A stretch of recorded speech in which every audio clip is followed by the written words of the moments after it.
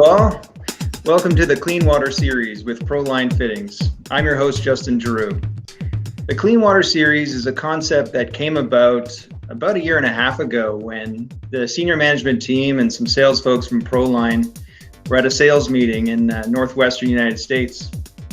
And during the sales meeting, we had with us a prominent figure from the management consulting world. And we sort of had this discussion about what is ProLine about, and some of the obvious things were discussed. You know, we're pioneers in gasketed sewer fitting fabrication. We're master distributors of products found in the waterworks world. We're a customer-focused company, and all of these things are true. But we weren't really hitting the nail on the head. And he sort of interrupted us and said, "You're not just a bloody fittings company, it's boring. You're so much more than that." And I'm probably butchering the accent, but he was right. It was true. We were more than that. And so it began this whole change in focus and mind thinking about clean water. And that's really what we're about. And that's what this series is about. It's about providing solutions for water and wastewater treatment plants. It's about providing solutions for infrastructure, for stormwater management, for sanitary water systems. And it's really about protecting water resources, and that's what ProLine is about. And so, you know, today with the COVID-19 situation and the global pandemic, when you look at your phone, when you listen to the radio, when you watch the news, there's a lot of negativity out there, and we feel like now is the time more than ever to just share some positivity, some good news about what's happening in the industry. And that's what the Clean Water Series is about. And we're really excited. We have some great guests from the manufacturing side, from the engineering consulting world. And as part of the Clean Water Series, what ProLine Fittings is doing is actually we're putting together a bursary that's designed to provide financial assistance for the new generation that's entering into water and wastewater treatment operations, for folks that are currently involved in that industry who are looking to upgrade, also people that are looking to make a career change. And so that's all tied together with this Clean Water Series. We're pretty excited about that. And so through this series, through ProLine's own input, vendor support, as well as with folks that may be watching, we're looking to create this bursary and add to it and secure clean water for future generations. And so without further ado, I'll jump right in and introduce this week's first guest, which we're very excited about. For those of you who have known this gentleman for a while, he's known in the industry as Mr. Johnny Valve. John Giroux today is now the Managing Director of Georg Fischer Piping Systems. Welcome, John, to the show. Well, thank you, Justin, and congratulations for channeling your inner Patrick Stewart there. It was pretty impressive. You did strike a good resemblance to Jean-Luc Picard there. Anyway, yeah. So beam me up, Scotty. We're happy to be the guinea pig and be your first guest, and happy to be a part of this. Supporting clean water and clean water initiatives is nothing new for Georg Fischer. As a corporation, annually, we fund a number of clean water initiatives, including one thing that we do every year, which is the annual Walk for Water, where we all at all of our divisions. We raise funds for clean water initiatives by doing a 5-kilometer walk with some buckets of water. It's sort of to mirror what a lot of people in the world have to do in order to go travel to get clean water every day. So this is something good for us. We're happy to be a part of it. So yeah. Well, thank you very much, and it's a wonderful thing that Georg Fischer is doing. It's such an impressive company, and maybe you could share with the folks out there just, you know, what is Georg Fischer? How long has Georg Fischer been around?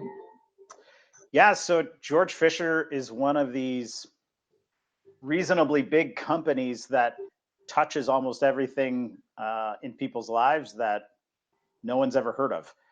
To be honest, we're a very well-kept Swiss secret. The company was founded in 1802 in Schaffhausen, Switzerland, which is quite near the German border. And we've been going strong for 218 years now. Publicly traded on the Swiss Stock Exchange, made up of 3 different divisions. So we have the piping division, which I'm a part of, which is pipes, valves, fittings, instruments, sensors, couplings, all related to water, chemical, but for the most part, the transmission of clean water is probably our #1 market within our piping division. When we talk about the other 2 divisions, our casting division specializes in lightweight high alloy castings, predominantly for the automotive market, but much more beyond that now. And then our machine tools division, Machine Solutions, they are specialists in high-end 3-5-axis milling machines, laser texturing technology, femto laser technology. So those machines are used in combination sometimes with a casting division for parts for the aircraft industry or aerospace industry and beyond. Oh, interesting.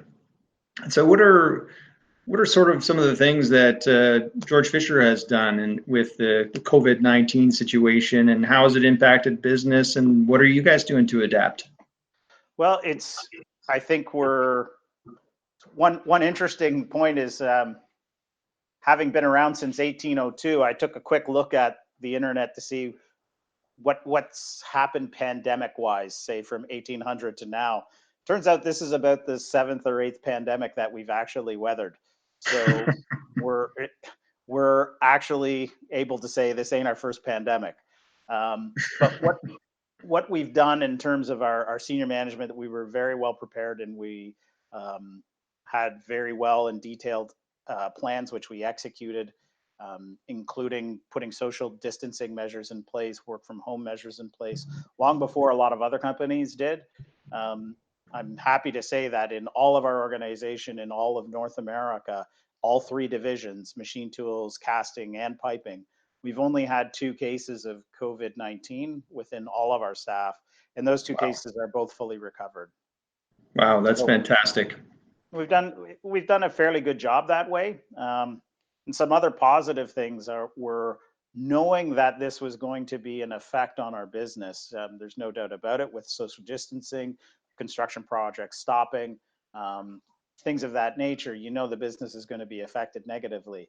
So preemptively, our CEO, Andreas Mueller, decided to start a fund based on the senior management within all Georg Fischer divisions taking a voluntary pay cut, and that fund is being used by Georg Fischer to help employees from Georg Fischer which have been most affected or laid off or require those funds. So it's an initiative that the company has taken just to make sure it's holistically taking care of all of its employees, regardless of how damaging this business or the COVID-19 can be to our business.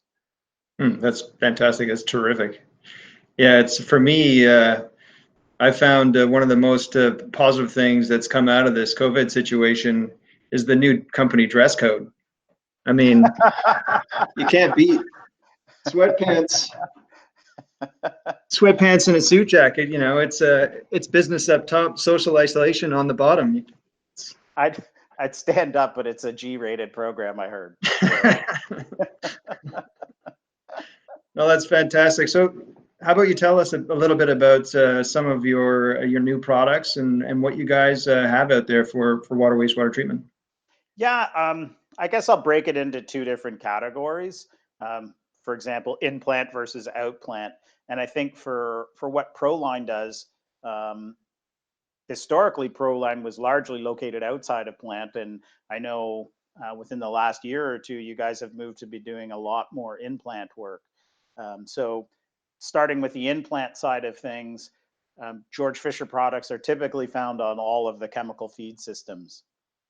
A lot of times those find their ways into sewage treatment plants and water treatment plants via an OEM of some kind that's putting together a chemical treatment skid.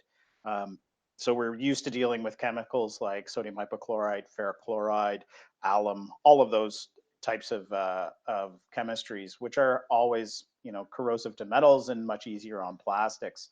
So we have a full line of products that support all of those types of applications. And I guess our newest product is a new development of our ball valve. And quite frankly, if you were going to tell me a year ago that you guys are going to develop a new ball valve, I would say, okay, fantastic, another new ball valve, great. There's only about 5 million of them. But I think what Georg Fischer has done a very good job of is, when we're developing new products, we go out to the marketplace, we talk to operators, we talk to consultants, and we talk to end users, and we ask them, what would you like to see us develop? What would you like to see us invent? What would you like to see us change on our existing product lineups? And so all of that sort of feedback we put into some of these new developments within a ball valve. So now we have fully locking handles with a single piece, right? You simply slide up one piece of the ball valve, and now the handle is locked in place, right? And it'll take a standard locking hasp, and it's just an added point of safety. So if you have a ball valve at the bottom of a tote and someone's doing maintenance downstream of that tote, and you want to be absolutely sure that the person who's working on those lines isn't going to get sprayed by an acid or a base, you can lock that out from wherever that ball valve is. That was a nice one. But some of the other things, and it's probably impossible to see, is all of our products now have a laser etched QR code onto the body of the valve. It can't come off. It's not a sticker. It's an actual laser etching on the valve, and it will give you every single bit of traceable information that's available on the valve, all the way back to its resin lot numbers, the date it was made, its pressure test results, even things like suggested spare parts, the installation and operation instructions. So all of those types of things are now embedded within each of our products, not just the ball valves, but everything else. So I think as a company, we've realized that the industrial marketplace is becoming more and more digitalized. So we want to be able to keep pace with the direction of digitalization in the marketplace by providing all of the data that an end user could possibly want for all of our products when they're in their systems. Yeah, so from a safety standpoint, you just can't beat it when you have all those new features.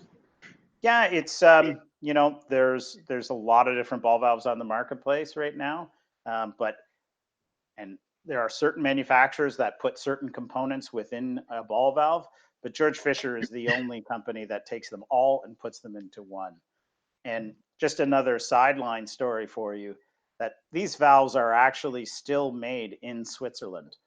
So when you think about manufacturers and how they manufacture their products and where they manufacture their products, a lot of time the push is to make products in the least cost country possible.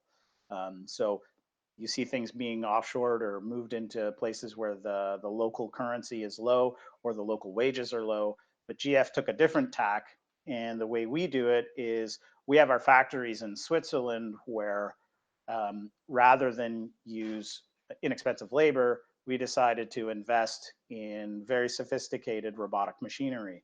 So we can walk into a plant that is a 150, 200,000 square foot plant, and it's nothing but robots going from spot to spot to spot to spot, building these valves. So this valve here goes from resin into about the 20 different components, including the O-rings and the Teflon seats.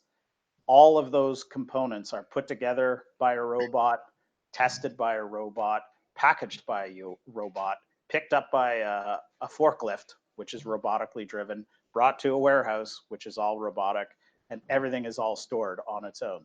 So when you open up this valve, a lot of times you're the first set of human hands that have actually touched the valve. And it made a lot of sense for ProLine when we were developing our ProFlare product category, and that's a discussion for another time, another episode, but it made sense for us to form a partnership with Georg Fischer. Yeah, we were happy to do it, nepotism aside, right? That's right. If you can't trust your brother. But like you said, there's a whole cornucopia of ball valves out there that are made of PVC, but really there's not one that can compete with Georg Fischer, in my opinion. Yeah, absolutely. It's one of the great things about working for Georg Fischer, and I kind of preface a lot of our conversations with this, is that, you know, people get sticker shock, right? And I start it all off by saying, look, this isn't the sticker price on our valve, or the sticker price on our pipe, our fittings, our valves, our components, our sensors. We never, ever try and be the absolute cheapest thing in the marketplace. What we want to do is be able to provide the best value and the best quality. We're always striving to be the highest quality, and that quality always comes with a certain cost. But we always believe that the investment in the product and the quality that you're getting over the lifespan of the product is something that is definitely worth the price tag. Yeah, it's more sustainable. It's not something that's disposable, and it's going to save costs in the long run with maintenance and operations. Mm-hmm. And I have something even more exciting than a ball valve. Tell me about it. Actually, John, we'd be remiss not to talk about multi-joint coupling, because it really is the darling of the coupling world in waterworks. It is. And can we talk about the Wagga coupling just in one brief minute? I want to mention, we just launched this product, so I don't have a sample in front of me, but we just launched a fully electric diaphragm valve in thermoplastic PVC. Yes. And all the other materials as well. And this is a product that I think is going to make a lot of changes inside the water and sewage treatment plants. Because as a lot of the operators will know, things like sodium hypochlorite, alum, or ferric chloride tend to salt out or particulate out. And all of ball valves designs are floating ball designs. The particulate gets trapped in behind the balls. It's just the nature of the design. They're all the same. That particulate builds up, it causes extra torque, and it causes premature failure of the valve. With a diaphragm valve, you don't have that issue. Now, no cavity. No cavity. And the issue within water plants and sewer plants is that nothing is pneumatically operated for the most part. All the valves and whatnot are always electrically actuated, and to have a multi-turn electric actuator for a diaphragm valve is not an easy thing, right? They're not readily available at a good price. Exactly. So that's, again, based on the feedback we got from the market, we put our engineers to work, and we've launched a new electric actuator for our diaphragm valves, where we can actually even go into the field, take an existing manually operated diaphragm valve, a simple swap out of the bonnet, and you now have an electrically actuated diaphragm valve. So that's pretty slick. I'm pretty excited about it. It is a cool product. It actually just came across my radar recently, and we're pretty excited about it too. And it's true union design. We can marry it up to ProFlare, and you can go with our fluoropolymer system right to the injection point with that valve. Yeah, I think it's going to be a game changer for sure.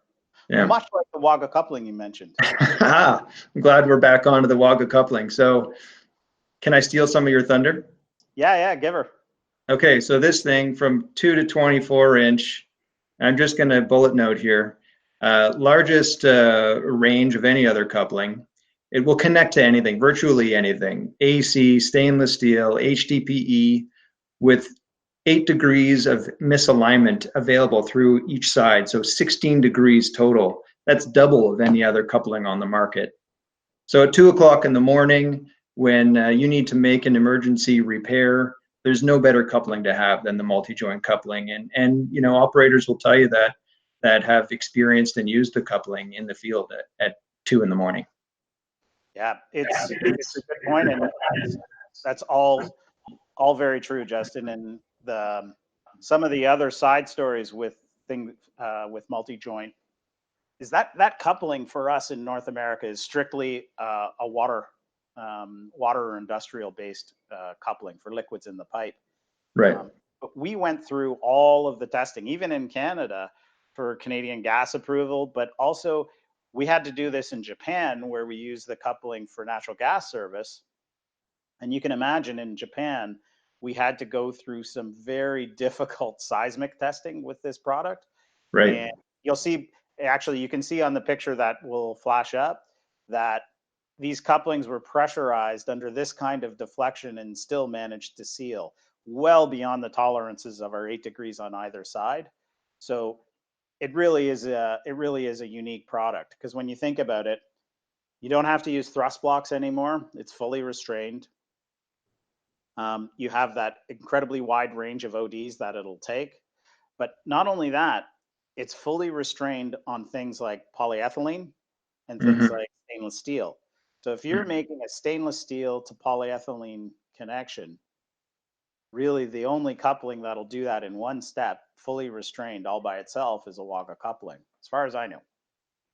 Yeah, it is a pretty nifty coupling. There's no question. And yeah, it's really seen a lot of growth in the last few years. A lot of people now know about it, but I still think that there are pockets out there where just you know, people haven't seen it yet. So it's still true. Still it's one of those things where we're a 6-year journey to being an overnight success, right? So it's taken a long time to sort of build up the traction and the track record that we've got right now in Canada, and it's only getting better. So we're really excited about it.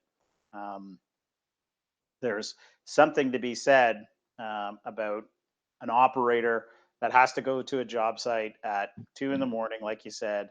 It's pouring rain, it's pitch black. They know it's an 8-inch pipe, but they're not 100% sure of what kind of 8-inch pipe it is. And I know this happens very often, where they get down and they thought it was ductile iron. Turns out it was C900, or vice versa, or whatever the case may be. So one of the great things about the Waga coupling in their truck is that regardless of what they dig up, it's going to be able to fit and connect and make the repair joint. Right. Well, that's great. So we should talk about your donation. So what does Georg Fischer bring to the table today to donate to one of our fine institutions here in Ontario?